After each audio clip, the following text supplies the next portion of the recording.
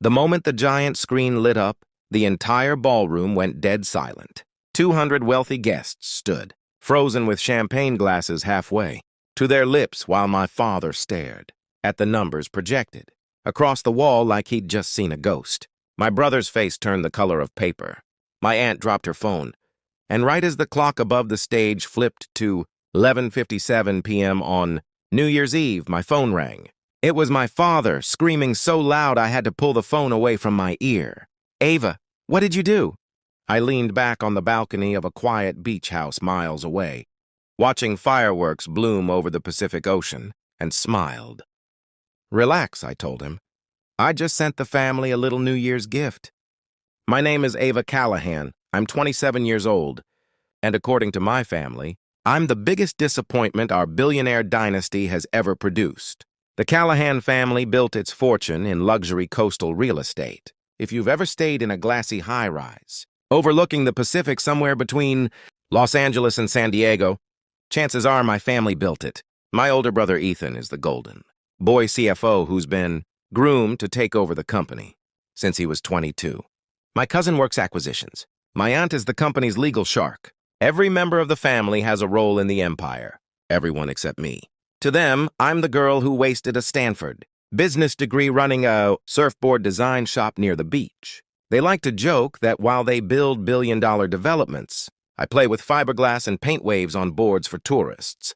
They've spent years telling anyone who would listen that I threw my life away chasing some beach bum dream. What they never realized is that my little shop quietly turned into something much bigger than they ever imagined. What they also never realized is that I'd been watching them for years. It started 10 days before New Year's Eve when my mom texted me asking if I could come home early to help prepare for my dad's retirement party. The Callahan estate in Laguna Beach hosts this massive New Year's celebration every year where half the city's elite show up. Developers, investors, politicians, influencers, you name it. My dad planned to make some big speech about legacy and the future of the company. I hadn't planned to go, but the message felt oddly personal for once.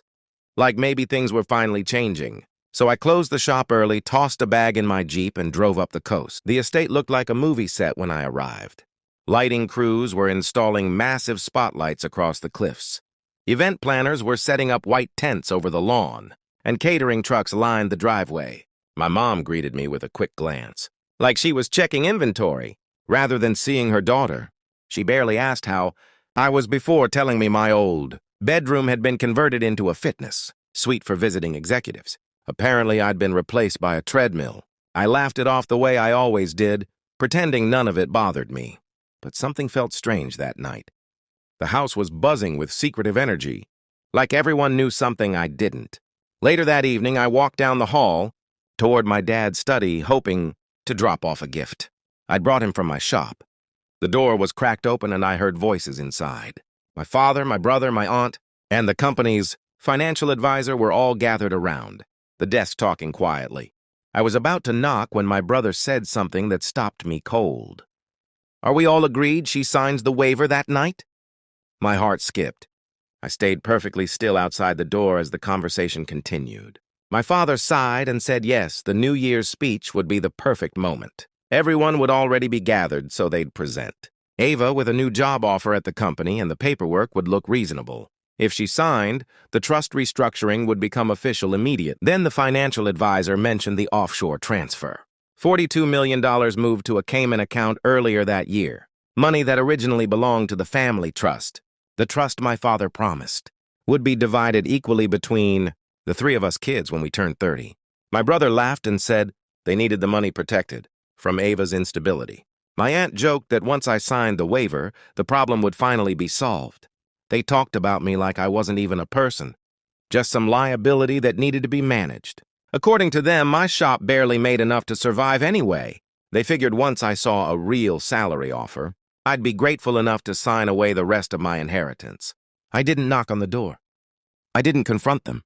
I walked out of that house quietly and drove back down the coast in complete silence. By the time I reached San Diego, I had already made up my mind. See, 3 years earlier when my father mysteriously lost some trust documents I needed for taxes, I hired a forensic accountant to help track down the paperwork. What started as a simple request turned into something much bigger. My accountant discovered a trail of strange transfers between shell companies and offshore accounts connected to our family business. I told him to keep digging, but to keep everything quiet.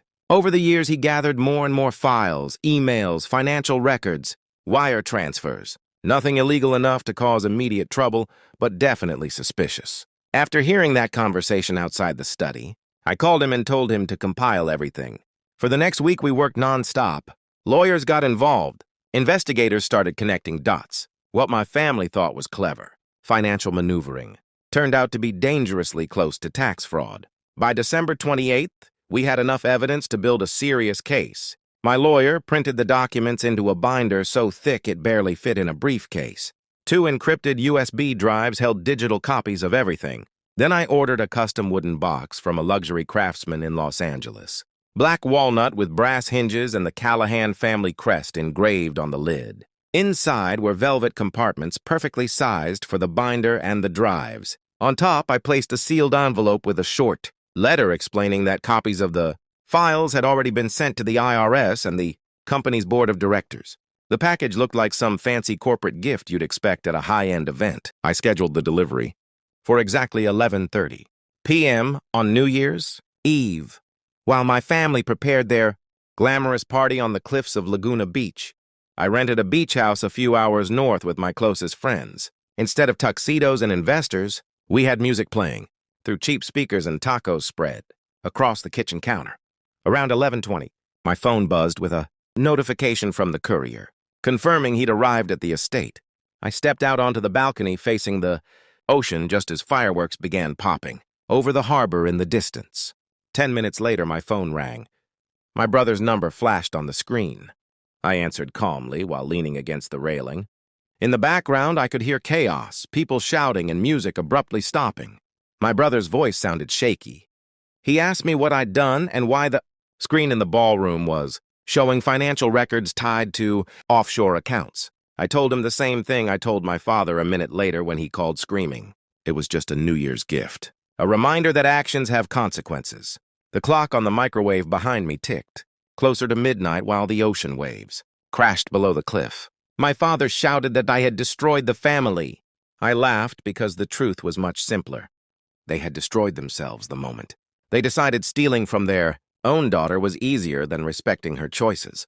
When the countdown started on TV behind me, I ended the call and tossed my phone on the table. My friends pulled me into the living room. Just as the clock struck, midnight and fireworks exploded across the sky outside the windows. Someone popped champagne and we spent the next hour laughing like idiots under the stars. By the next morning, the story had already started spreading through the business world. Apparently, federal investigators tend to show up pretty quickly when wealthy developers accidentally broadcast questionable financial records during a New Year's party filled with investors. Within a few months, the Callahan empire started unraveling piece by piece. Audits were launched. Partners backed out of deals. My brother quietly resigned as CFO before the board forced him out. My father stepped down shortly after that, claiming he wanted to enjoy retirement. The company eventually sold to a larger real estate group trying to clean up the mess. As for me, I went back to San Diego and opened a second workshop next to the first one.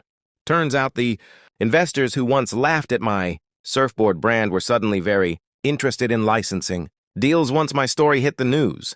Within a year, the company was shipping boards and apparel across half the country. Funny thing about families like mine, they spend so much time looking down on people that they never notice when those people quietly become successful. My parents used to say I'd never survive outside the Callahan empire. The truth is, I didn't just survive. I built something real without lying, cheating, or stealing from anyone.